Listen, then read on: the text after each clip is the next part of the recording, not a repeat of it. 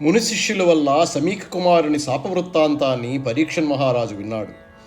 కామ క్రోధాది సంసార విషయాలలో మునిగి తేలుతున్న తనకు తక్షకుని విషాగ్ని కీలాజాలం వైరాగ్యానికి మూలమవుతుందని విచారిస్తూ హస్తినాపురికి చేరి ఏకాంతంగా తనలో తాను ఈ విధంగా అనుకున్నాడు. భీకరమైన తక్షకుని విషాగ్ని జ్వాలలకు ప్రాణాలు పోతే పోని, ఈ సామ్రాజ్యము భోగభాగ్యాలు లేకపోతే లేకపోని, విద్యుల్లత వంటి బ్రతుకు శాశ్వతమని భావించి దుర్నివారుడైన ఆ మునికుమారుణ్ణి నేను తిరిగి ఏమని శపించేది? నిజానికా బాలుని తప్పేముంది? మహారాజుని కదా అనే అహంకారంతో దాహం కోసం వారి తపోవనంలోనికి ప్రవేశించి తండ్రిపై చచ్చిని పామును పడవేస్తే కొడుకు శపించకుండా ఊరుకుంటాడా? ఉంటూ దేవదేవుడైన వాసుదేవుని దివ్య చరణాల మీద భక్తి ప్రపత్తుల వల్ల కామక్రోధాది అరిషడ్వర్గాన్ని జయించి కరుణార్ద్ర హృదయుడైన పరీక్షిత్తు తనను శపించిన శృంగి మీద ఏమాత్రం ఆగ్రహించలేదు. సామర్థ్యం ఉండి కూడా శపించలేదు. మునికుమారుడు రాజును శపించిన వృత్తాంతం విన్న తక్షకుడు సమయం కోసం ఎదురు చూస్తున్నాడు. పరీక్షిన్నరేంద్రుడు తక్షకుని దారుణ విషాగ్ని జ్వాలల మూలాన తనకు 7వ నాడు మరణం తప్పదని నిర్ణయించుకున్నాడు. భూలోక భోగాలు, స్వర్గలోక సుఖాలు పనికిమాలినవని భావించాడు.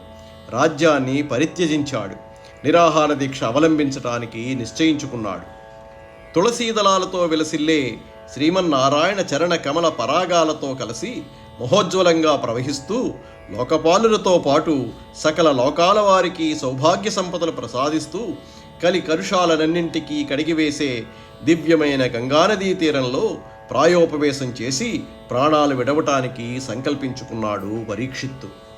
ఈ విధంగా పాండవ పౌత్రుడైన పరీక్షిత్తు హరిచరణ సంస్మరణానంద కందళిత హృదయారవిందుడై విష్ణు పాదోద్భవ అయిన గంగానది ఒడ్డున ప్రాయోపవిష్టుడై ఉన్నాడన్న సంగతి విన్నవారై అఖిల భువన పవిత్రులై మహోదార చరిత్రులై తీర్థయాత్రా వ్యాజంతో తీర్థాల తీర్థత్వాన్ని సార్థకం చేసే సర్వసమర్థులైన వారు అత్రి, విశ్వామిత్రుడు, మైత్రేయుడు, భృగువు, వశిష్ఠుడు, పరాశరుడు, చవనుడు, భరద్వాజుడు, పరశురాముడు, దేవనుడు, పర్వతుడు, నారదుడు మొదలైన బ్రహ్మర్షులు, దేవర్షులు, రాజర్షులు, అరుణుడు మొదలైన కాండర్షులు, ఇంకా వివిధ గోత్ర సంభవులైన మహర్షులు శిష్యులతోనూ ప్రశిష్యులతోనూ కలిసి అచ్చటికి విచ్చేశారు.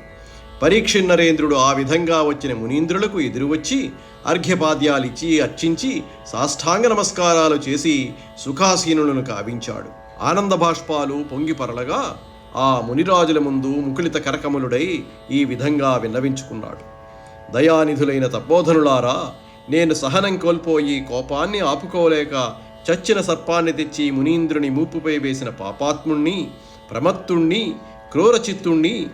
మీరు పాపారణ్య పావకులు, ఉత్తములు, సంయమి సత్తములు. అయ్యలారా, నా పాపం పరిహారమయ్యే మార్గం సెలవేయండి అని విన్నవించుకున్నాడు. మహీశ్వరుల చరణ రేణువులు మహీపతుల పాపాలను పారదోలి పవిత్రులను చేస్తాయి. బ్రహ్మజ్ఞులారా, మీ పాద పరాగాలు నాపై ప్రసరించగానే నా పాపం పటాపంచలైంది. నేను కృతార్థుణ్ణి అయ్యాను. ఇప్పుడు నేను ఏమి చేస్తే నాకు వేగంగా ముక్తి ప్రాప్తిస్తుందో దయచేసి సెలవివ్వండి అని మిక్కిలి భయంకరమైన సంసార పంపకంలో చిక్కుకుని విసిగి వేసారి దేహం విడిచిపెడదామని ఆలోచిస్తున్న నాకు తక్షకుని మహావిషం మోక్షహేతువైంది.